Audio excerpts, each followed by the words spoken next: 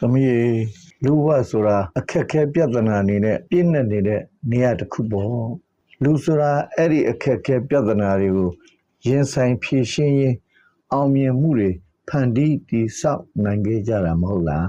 ပြဿနာအခက်ခဲတွေနဲ့များများကြုံတွေ့လာလေလူဟာပိုးတော်လာလေပဲသမီးပြဿနာဖြေရှင်းနိုင်စွမ်းပိုရှိပြီး